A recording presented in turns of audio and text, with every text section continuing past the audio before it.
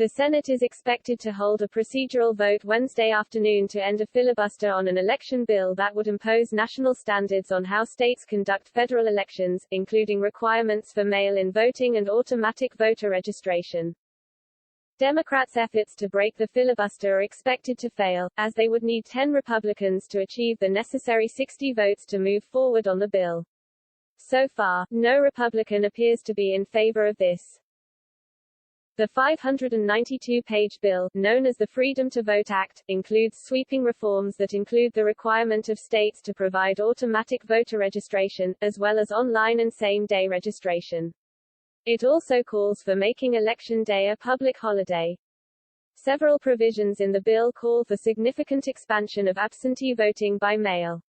It prohibits states from placing any conditions or requirements on voters to vote absentee, provided they are otherwise eligible to vote, and it forbids states from imposing voter identification requirements except for first-time voters who register by mail.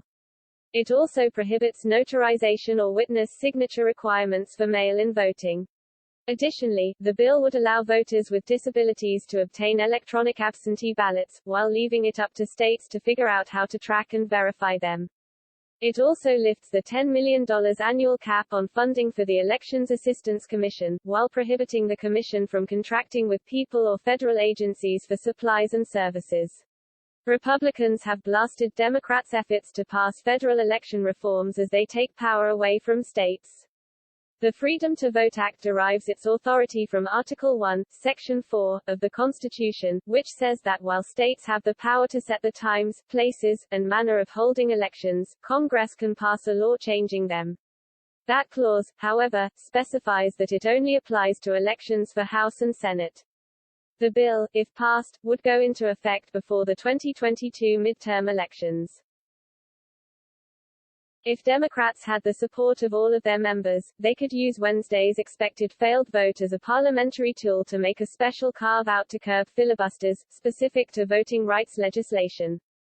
But it's unlikely Democrats have the votes to execute such an end run.